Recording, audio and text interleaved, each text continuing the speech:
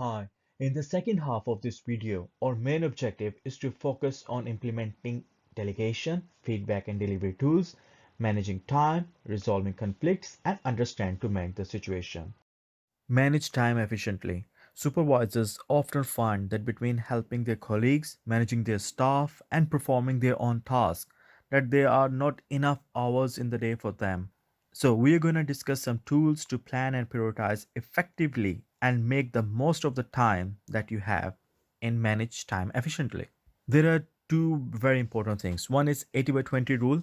It states that 80% of the results come from only 20% of your actions. Across the board, you will find that 80 by 20 principle is pretty much right. And for most of the people, it really comes down to considering what you are spending your time on. The other one is prioritizing. Well, great time management means being effective as well as efficient. Managing time effectively and achieving the things that you want to achieve means spending your time on things that are important, not just urgent. To do this, you need to distinguish clearly between what is urgent and what is important. According to Stephen Covey's book, which was printed in 1994, and the name of the book was The Seven Habits of Effectively People, prioritizing the things was the most effective way, he wrote it.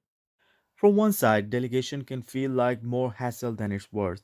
However, by delegating effectively, you can hugely expand the amount of work that you can deliver. Deciding to delegate.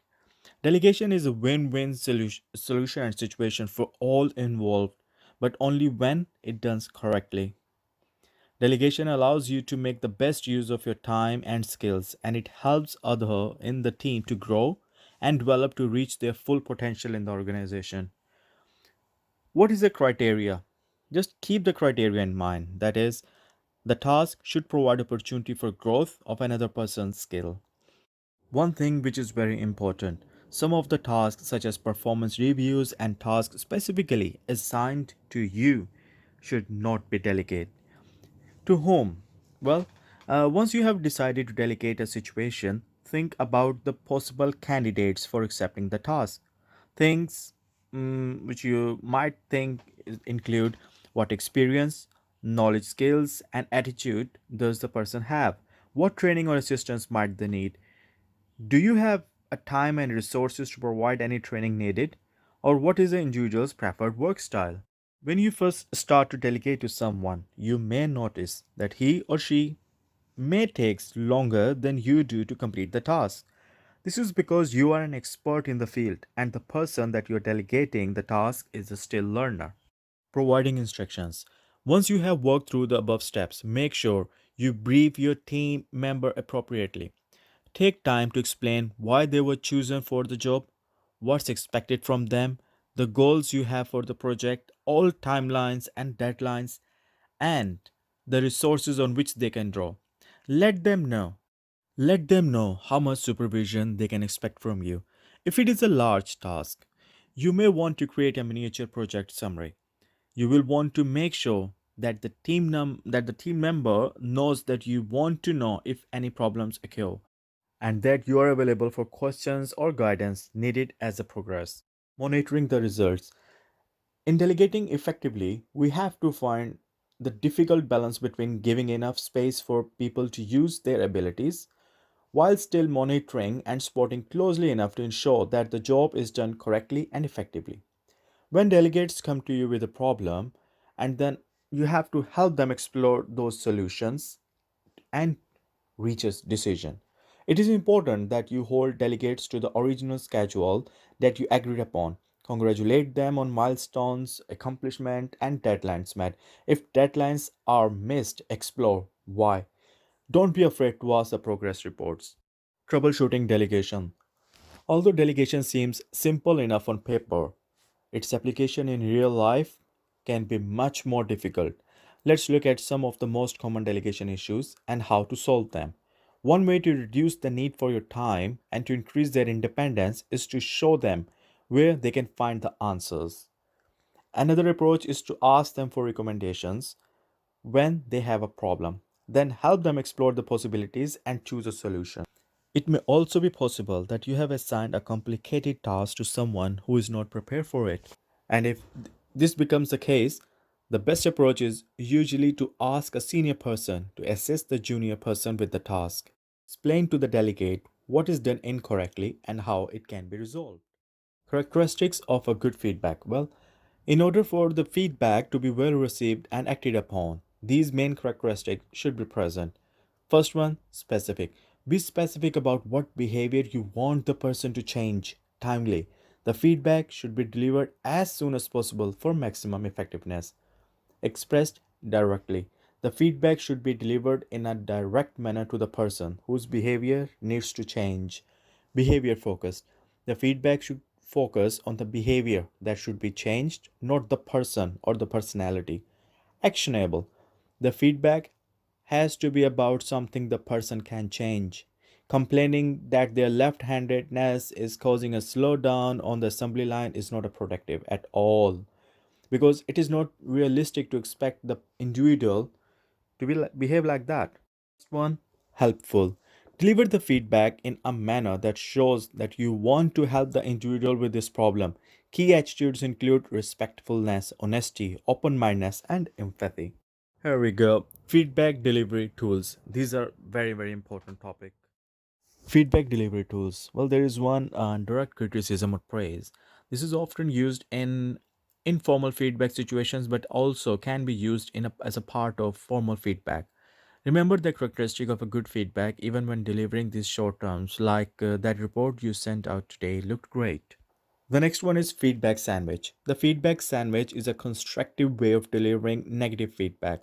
You simply sandwich the negative between two positives. For example, Obama, your report had all the right statistics in it, and I really appreciate that. However, we need to use the company template. I have emailed it to you so that you can use it next time. Good job getting it on time too. This job, this approach has been criticized, but it trains the employee to always expect a negative when they hear a positive, and it takes the focus away from the actual problem. However, it is especially used for the new or sensitive employees, or in the situation where the job is well done overall. Open faced sandwich. The open faced sandwich is a modified version of the feedback sandwich. In it, you give the person some praise, give the feedback, and then give constructive help on modifying the behavior. This places more focus on the problem at hand, but still gives the employee something positive to focus on. 360-degree feedback. Well, 360-degree feedback is a tool that allows the employee to receive feedback from all the group that they interact with, including customers, co-workers, supervisors, and people that report to them. It is a very intensive process, but when implemented properly, it can give people a real sense of their strengths and weaknesses. Informal feedback. This is a type of feedback that you will deliver most often. This sort of feedback is quick, precise, and direct. It can be delivered in person, or phone, or via email. It can happen between co-workers or between a supervisor and their staff. When delivering this kind of feedback, be sensitive to the message that you are sending and to the other people present. Formal feedback. This type of feedback involves documentation and collaboration to identify areas of strengths and weaknesses and to create action plans addressing those areas. It is typically focused on the long term rather than the short term. When setting up a meeting for formal feedback, remember the following tips. Give the employee lots of notice about the meeting. Be sensitive when asking them to meet with you. For some people, the phrase like, I would like to see you in my office produces an immediate phobic reaction. It's best to let them know privately and quietly. Let the employee know what the meeting is about and give them any necessary documents to prepare for the meeting. Make sure the meeting is at a convenient time for both of you. Try to avoid scheduling meetings. Resolving conflict. Supervisors are often called in to help mediate conflicts within their team or sometimes within their other teams. Although many people dislike dealing with conflicts, but when it is managed properly, it can be a positive thing. With the proper tools, people are able to air their ideas and their issues, share information in a constructive manner, and works towards solving their differences. The next one, using a conflict resolution process. Well, having a predefined conflict resolution process is a valuable tool. This process will give any supervisor an objective, neutral way to identify, explore, and resolve conflicts. Be fair. During the conflict resolution process, it is important that your main objective is to ensure that the process is fair to all. Key behaviors include never taking sides, even if asked, asking for and encouraging a response from all the comments, offering factual observations to both sides to help root out the key issues by encouraging a win win solution, or ensure balance of the power is maintained so that one side doesn't feel bullied or neglected. Sometimes we need to seek help from other team members, like it may be appropriate to involve the entire team in conflict resolution. This often occurs when there is a conflict between all members of the team, or there is a conflict between a few members that is affecting the entire team. In these situations, it is important to have a face to face meeting of the entire team. Write the open process on the flip chart. Negotiation phase, you should ensure that the proposed solution will not negatively affect others or cause more conflict. If the people in conflict are unable to resolve the problem with your assistance, and team assistance has not worked or is not appropriate, then it may be a time to seek help from outside sources like other supervisors, managers, mediators. Once Tommy Lasorda said, I believe managing is like holding a dove in your hand. If you hold it too tightly, you will kill it. But if you hold it too loosely, you will lose it. That's the end of today. Thank you very much.